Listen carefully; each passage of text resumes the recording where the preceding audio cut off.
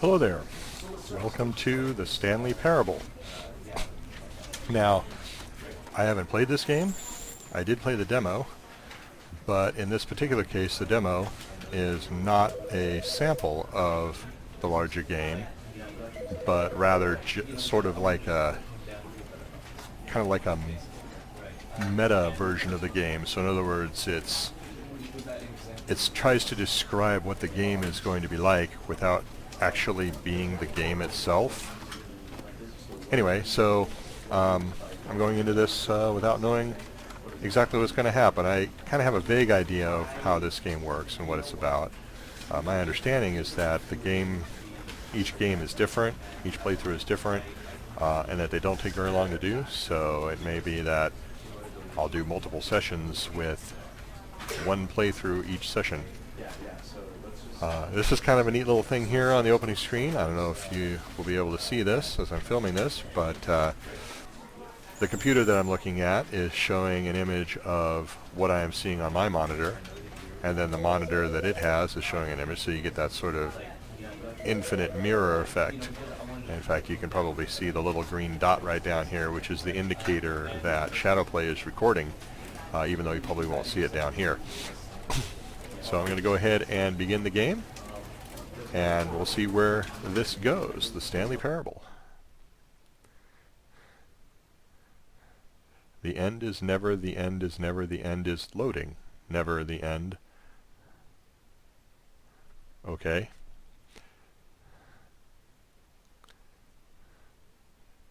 This is the story of a man named Stanley. Stanley worked for a company in a big building where he was employee number 427. Employee number 427's job was simple. He sat at his desk in room 427 and he pushed buttons on a keyboard. Orders came to him through a monitor at his desk, telling him what buttons to push, how long to push them, and in what order. This is what employee 427 did every day of every month of every year. And although others might have considered it soul-rending, Stanley relished every moment that the orders came in, as though he had been made exactly for this job. And Stanley was happy.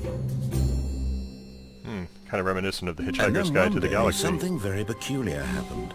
Something that would forever change Stanley. Something he would never quite forget. He had been at his desk for nearly an hour when he realized that not one single order had arrived on the monitor for him to follow.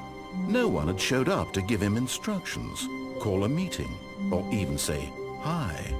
Never in all his years at the company had this happened. This complete isolation.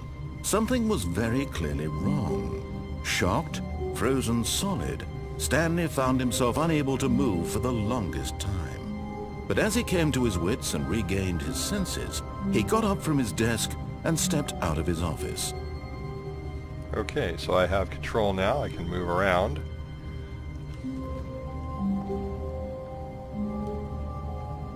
I can crouch. Let's say I hate Mondays.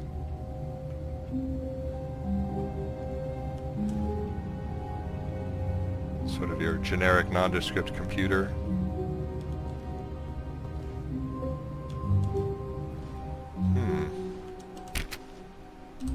Looks like E is the button you use to try to use things. Nobody in there.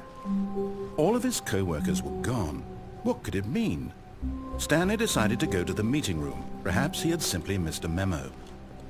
Aha. Okay, so it's telling me that Stanley wants to go to the meeting room. However, I have control of Stanley. No matter how hard Stanley looked, he couldn't find a trace of his co-workers. It's just so meta.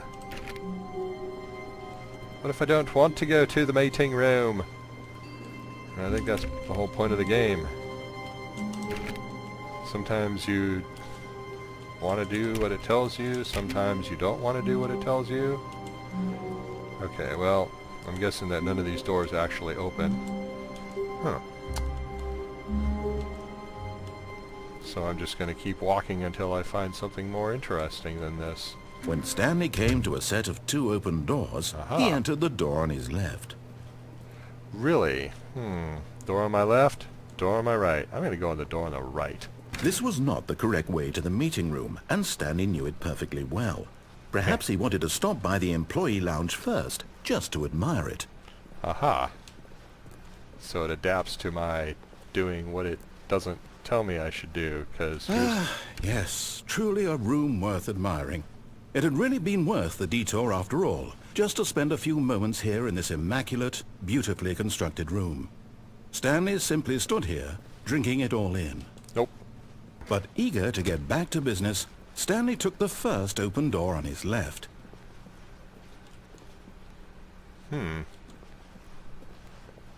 Stanley was so bad at following directions, it's incredible he wasn't fired years ago.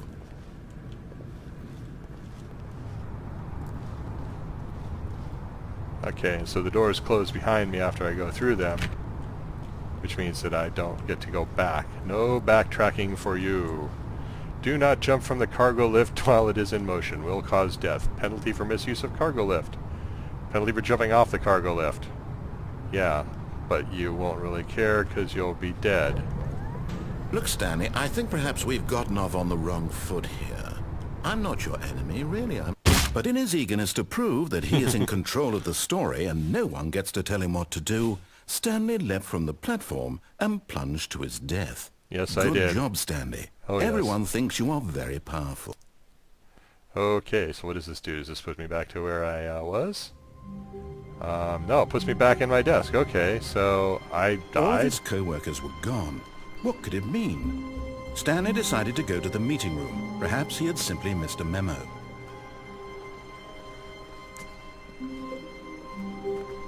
When Stanley came to a set of 2 open doors, he entered the door on his left. Nope. This was the one not on the the right correct again. way to the meeting room, and Stanley knew it perfectly well.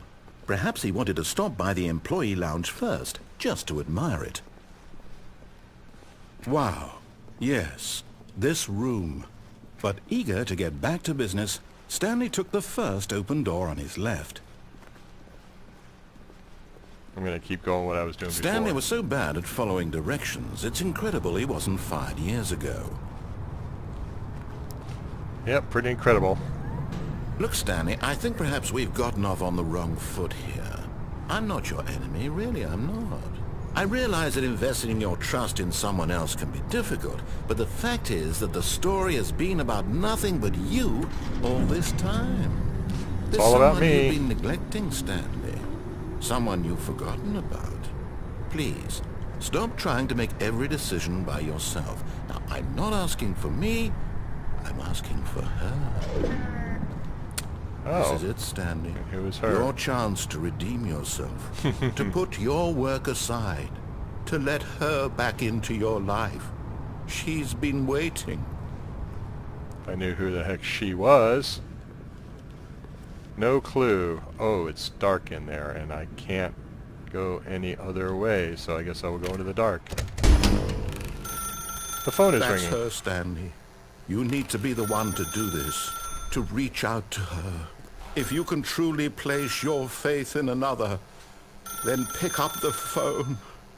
Okay, sure, I'll pick up the phone. Hello?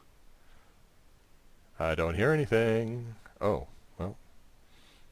Oh, this is odd. Stanley, is that you? Hold on, sweetie. Sorry to keep you waiting. I'm just pulling the bread out of the oven. All right. Okay, there we go. All right, now, I want you to come in and tell me all about your day. Gotcha. Oh, come on. Did you actually think you had a loving wife who'd want to commit their life to you? I'm trying to make a point here, Stanley. I'm trying to get you to see something. Come inside. Let me show you what's really going on here. Sorry, but you're in my story now.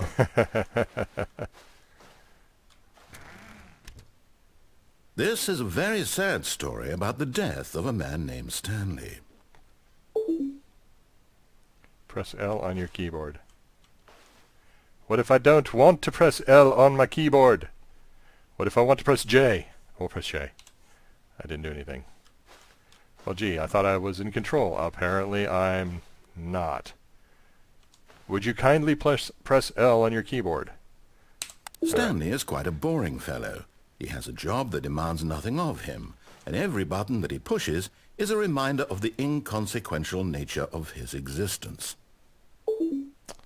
Okay, sure. Look at him there, pushing buttons, doing exactly what he's told to do. Now he's pushing a button. Now he's eating lunch. Now he's going home. Now he's coming back to work. One might even feel sorry for him, except that he's chosen this life.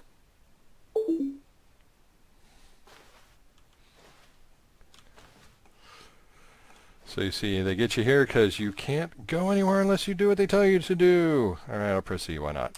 But in his mind, in his mind he can go on fantastic adventures.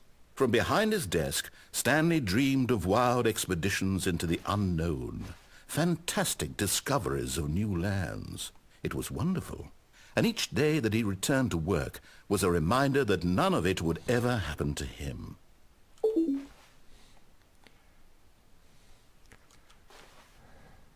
Well, you know, I could just sit here and not do what it tells me to do, but then I would have a really long, boring video. And so he began to fantasize about his own job. First, he imagined that one day while at work, he stepped up from his desk to realize that all of his co-workers, his boss, everyone in the building had suddenly vanished off the face of the earth. The thought excited him terribly. Press 3 to spend time with the boys. So he went further. He imagined that he came to 2 open doors and that he could go through either. At last, choice. It barely even mattered what lay behind each door. The mere thought that his decisions would mean something was almost too wonderful to behold. Okay. As he wandered through this fantasy world, he began to fill it with many possible paths and destinations. Down one path lay an enormous round room with monitors and mind controls. And down another was a yellow line that weaved in many directions. And down another was a game with a baby. And he called it the Stanley Parable. It was such a wonderful fantasy, and so in his head he relived it again, and then again, and again, over and over, wishing beyond hope that it would never end, that he might always feel this free. Surely there's an answer down some new path, mustn't there be? Perhaps if he played just one more time. Uh-huh. But there is no answer. How could there possibly be?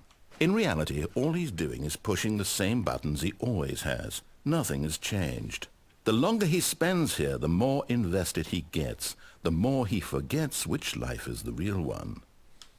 It's rebuilding my office one bit at a time. And I'm trying to tell him this, that in this world he can never be anything but an observer, that as long as he remains here, he's slowly killing himself. But he won't listen to me. He won't stop. Here, watch this. Stanley, the next time the screen asks you to push a button, do not do it. Oh, yeah. Reverse psychology? Well, again, gotta do it, otherwise, boring. You see? Can he just not hear me? How can I tell him in a way that he'll understand that every second he remains here, he's electing to kill himself? How can I get him to see what I see? How can I make him look at himself? I can do that without pressing a key. I suppose I can't. Not in the way I want him to. But I don't make the rules. I simply play to my intended purpose, the same as Stanley. We're not so different, I suppose. I'll try once more to convey all this to him. I'm compelled to. I must. Perhaps, well, maybe this time he'll see. Maybe this time. And I tried again. And Stanley pushed a button. And I tried again. And Stanley pushed a button. But... And Okay, well, there we go. I guess that's what happens when you try to go too strongly against what he tells you to do. All of Okay. his co-workers were gone. What could it mean? Stanley decided to go to the meeting room. Perhaps he had simply missed a memo. Maybe I think I shall do what it tells me this time, at least for now. When Stanley came to a set of 2 open doors, he entered the door on his left. Okay, I entered the door on my left. You happy now? What's over here? Yet meeting there was room. not a single person here either. Feeling a wave of disbelief, Stanley decided to go up to his boss's office, hoping he might find an answer there.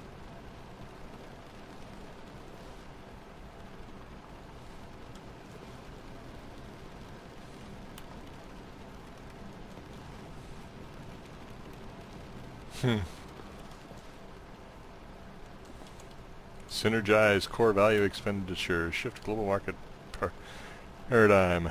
Everyone is unique. You most of all. We're all individuals. I'm not. Alright, I go over here. And the door closes. And it says broom closet. And I'm going to go up the staircase here. Coming to a staircase, Stanley walked upstairs to his boss's office. Nope.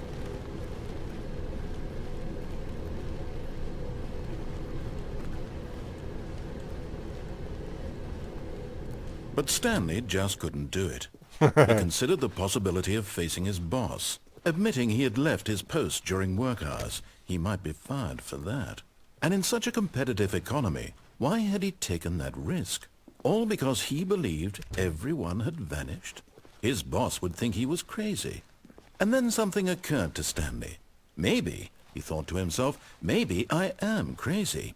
All of my co-workers blinking mysteriously out of existence in a single moment for no reason at all? None of it made any logical sense. And as Stanley pondered this, he began to make other strange observations. For example, why couldn't he see his feet when he looked down? Why did doors close automatically behind him wherever he went?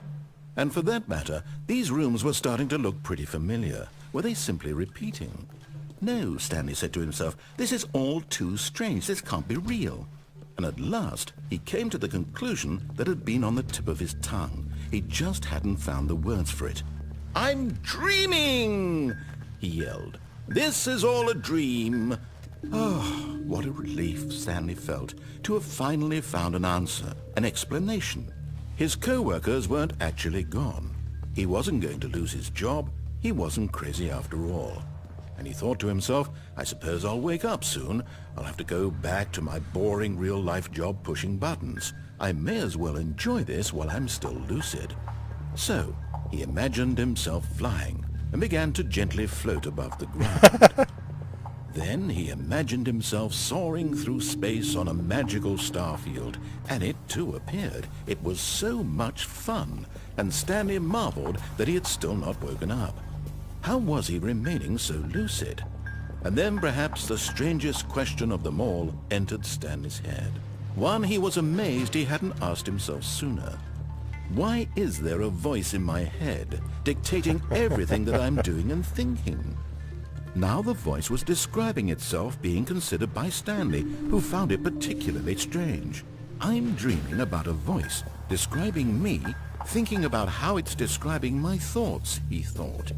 And while he thought it all very odd and wondered if this voice spoke to all people in their dreams, the truth was that, of course, this was not a dream. How could it be?